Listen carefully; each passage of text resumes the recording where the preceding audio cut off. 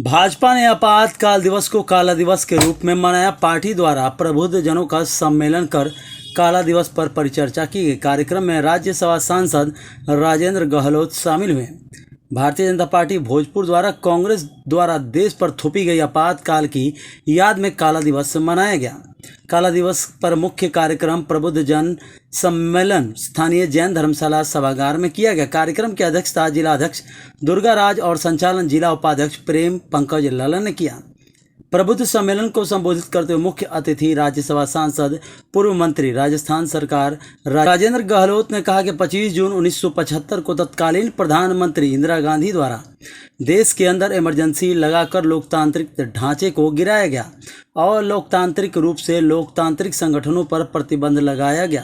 पूरे देश में भ्रष्टाचार के खिलाफ जयप्रकाश नारायण जी के नेतृत्व में संपूर्ण क्रांति आंदोलन चलाए जा रहे थे। उसी बीच 25 जून 1975 21 मार्च 1977 तक संपूर्ण क्रांति आंदोलन के दौरान पूरे देश में लोगों को प्रताड़ित किया गया।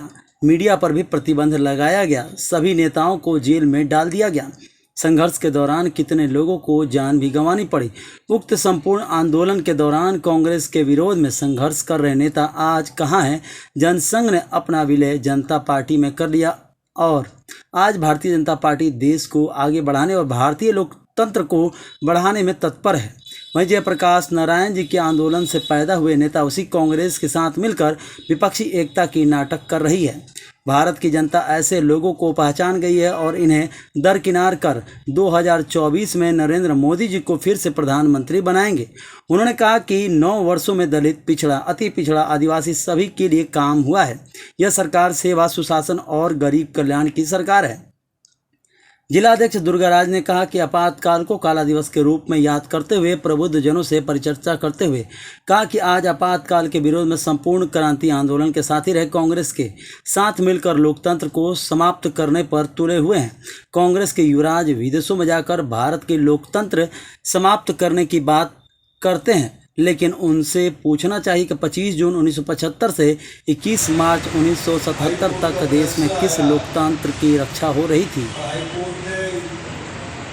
प्रधानमंत्री श्रीमती इंदिरा गांधी का इमरजेंसी खोल दी, उसके कारण हजारों लोग, हमारे कार्यकर्ता, हमारे नेता जयप्रकाश जी के नेतृत्व में 25 जून 1900 संघर्ष करते हैं कि आज जयप्रकाश जी की धरती पर मैं जयप्रकाश जी को नमन करता हूँ। और जैसा उस समय लोकतंत्र की स्थापना के लिए जिन लोगों ने अपना समर्पण बलिदान दिया उन सबको मैं याद करता हूँ। आज कांग्रेस कहती है कि लोकतंत्र नहीं है। मैं कांग्रेस से पूछना चाहता हूँ, इन्होंने नागरिकों के अधिकार समाप्त कर दिए, इन्होंने देश की स्वतंत्रता समाप्त कर दी, इन्होंने बोलने का अधिकार समाप्त कर दिया, हजारों लाखों कार्यकर्ताओं को, लोकतंत्र प्रेमियों को जेलों में बंद कर दिया। क्या उनको बोलने का अधिकार है? आज राहुल गांधी जी अपनी दादी ने जो किया उससे संबंध पता करें, इतिहास की जानकारी लें। भारतीय जनता पार्टी सदैव लोकतंत्र के संरक्षण करती है और संरक्षण के साथ ही लोकतांत्रिक संस्थाओं को मजबूत करने का काम भारतीय जनता पार्टी ने किया है और आगे भी करेगी। सर, आज इमरजेंसी के वक्त का आ रहा है, बिहार आए हैं, कुछ मैसेज देना चाहेंगे बीजेपी अपने?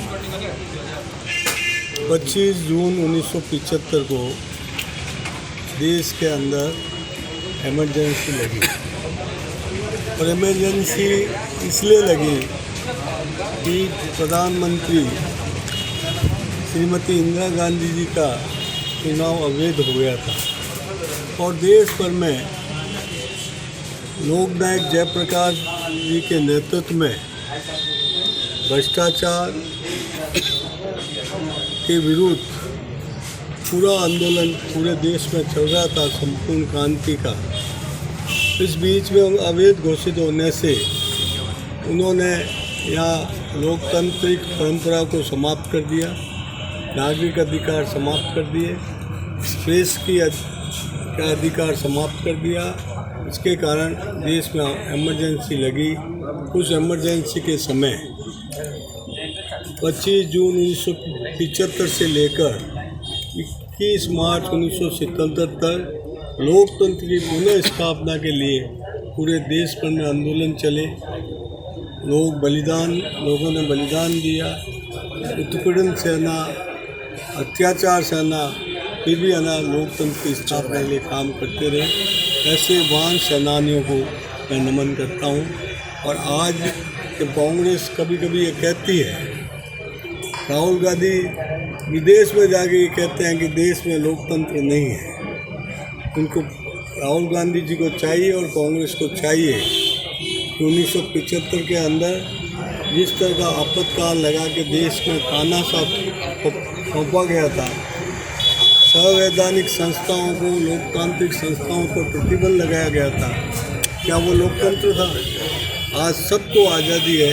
देश का लोकतंत्र को संरक्षित करने के लिए हमारे देश के प्रधानमंत्री भारतीय जनता पार्टी कटिबद्ध है और लोकतांत्रिक परंपराओं को मजबूत करते हुए भारतीय जनता पार्टी आगे बढ़ रही है। आज के समय मैं कह सकता हूँ कि आज आपके पटना में सारे विपक्ष और एक होने के बाद हमेशा ये कहते हैं कि हम एक होकर लड़ेंगे।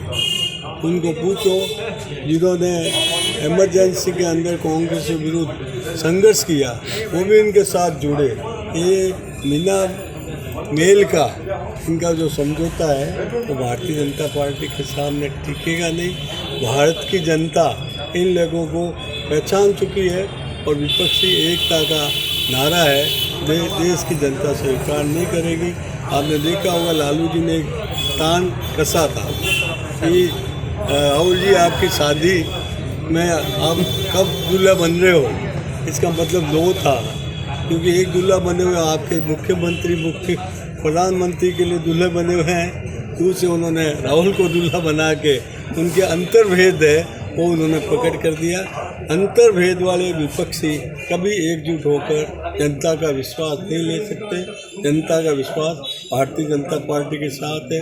इन 9 वर्षों में मोदी जी ने देश की मजबूती के लिए, आम छोटे वर्गों के लिए, दलित, पिछड़ा, आदिवासी, ओबीसी, उनके लिए काम किया है और देश में आम व्यक्ति ये सोचता है कि देश में एक मजबूती के साथ आगे बढ़ रहा है।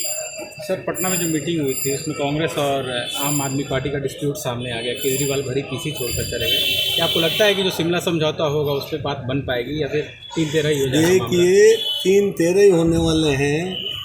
ये विपक्षी दलों को अपने ये लग रहा है कि हम एक होंगे, पर मंच पे एक दिखते हैं, दिलों में भी भिन्न है।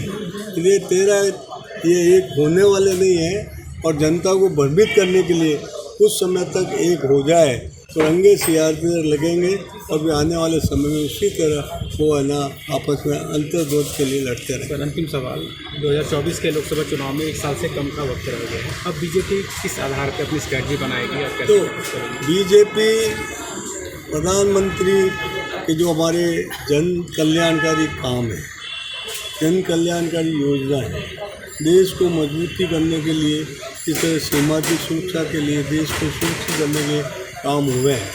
देश के अंदर जो आतंकवाद को समाप्त किया है और देश के आम युवाओं को रोजगार देने के लिए जो काम हुए हैं, मुद्रा योजना को से लोगों को नए काम मिले हैं। इससे मैं कह सकता हूँ देश हर दृष्टि से आगे बढ़ा है और देश की जनता को विश्वास है नरेंद्र मोदी भारतीय जनता पार्टी।